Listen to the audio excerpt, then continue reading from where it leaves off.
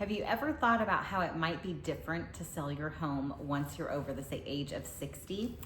I'm Stephanie Deeds. I'm a broker and team leader at Point Realty, and over the years I have helped many families navigate one of life's biggest transitions, selling their home later in life. Today I want to share what no one really talks about or tells you when selling your home once you're over 60. Selling your home at that age is very different than selling your home at 30 or 40, and it's something that a lot of people don't want to talk about. If you're thinking about downsizing, relocating closer to family, or just wondering what your options are, this video is for you. And one interesting fact I will tell you is one of the most common reasons that baby boomers and people over the age of 60 are moving right now is to be closer to children and grandchildren. Instead of kids coming home, parents are moving to where the kids and grandkids are once they retire. So if that's you, listen up. One of the first things you'll notice is that selling your home becomes much more emotional than you expect. It's not just a house, it's decades of memories, because often we've spent 20, 30, 40, 50 years sometimes inside of these homes. It's where your children grew up. It's where you celebrated holidays, where your life unfolded. Even if you're excited about the next chapter, there can be a surprising amount of grief that's actually attached to selling your home. And that is completely normal. This is not just a real estate decision, it's a life transition, and it deserves patience, not pressure. And that is one of the reasons it's so important you work with a professional who understands that, and they're not rushing you into something you're not quite ready for and haven't emotionally dealt with. Another reality that people often underestimate is the amount of stuff we accumulate over the years. Now listen, I am about to turn 44, I have 2 kids, and I've only been in my current house for the last 8 years. And I'm gonna tell you, if I had to clean out my closets today, it would be a nightmare.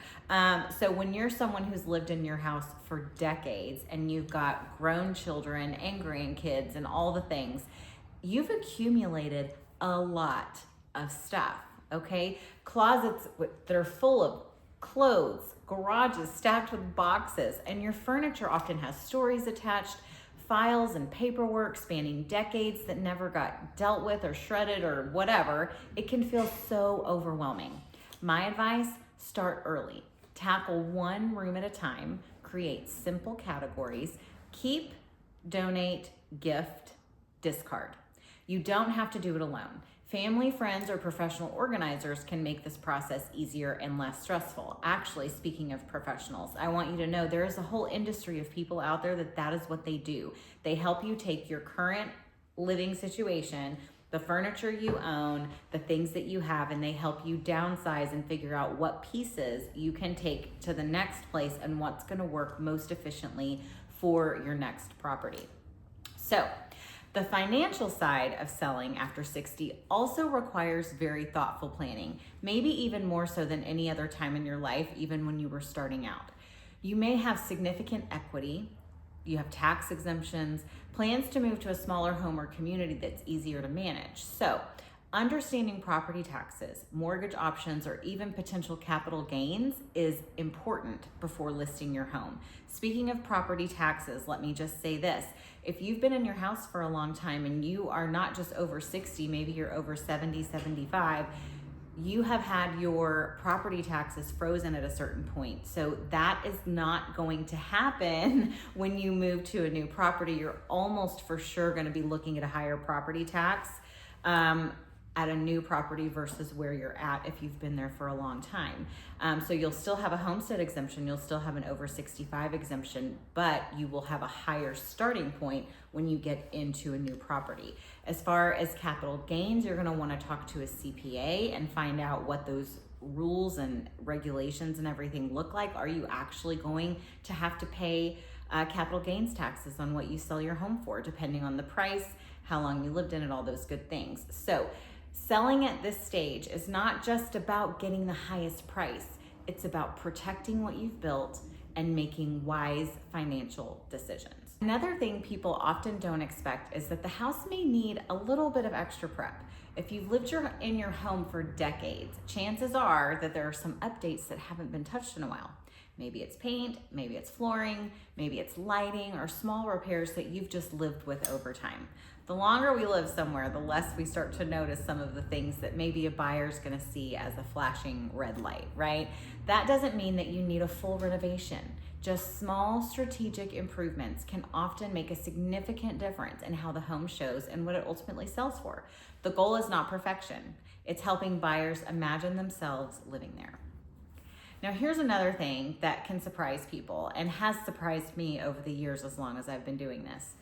Adult children have very strong opinions. Sometimes siblings or children disagree about timing. They have different ideas about where you should move, how much you should spend, what you should do with your retirement money, et cetera, et cetera. It's important to have those conversations early, but at the end of the day, this is your chapter, this is your decision, and it should reflect your lifestyle, your health, and your peace of mind. It's fine, obviously, to take into account everyone's perspective, and maybe they have a perspective you haven't considered, but at the end of the day, it's yours. Timing also matters. Selling after 60 is not about speed, it's about stability. Coordinating moves, temporary housing, considering health implications can take a little bit of extra planning, so the right timing allows for a smooth transition into your next chapter. And here's something I want to emphasize. There is a lot of opportunity and a lot of upside in this season of life. Downsizing can mean less maintenance, more free time, less stress. It can mean being closer to family, having extra equity for travel, or just enjoying a simpler lifestyle. Selling your home at this stage is less about closing a door and more about intentionally designing the next chapter of your life. If you're over 60 and even just thinking about your options, I'd love to have a conversation with you.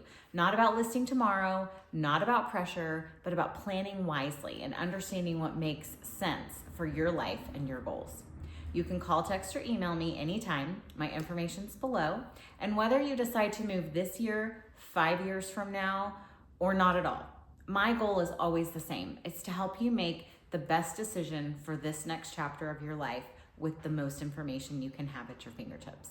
One thing I did forget to mention at the beginning of this video is I am also a senior real estate specialist. I've got a special designation in working with families over 60. So I would love an opportunity to help and answer questions if that's something that you're interested in having. Thank you so much for watching, and happy retirement.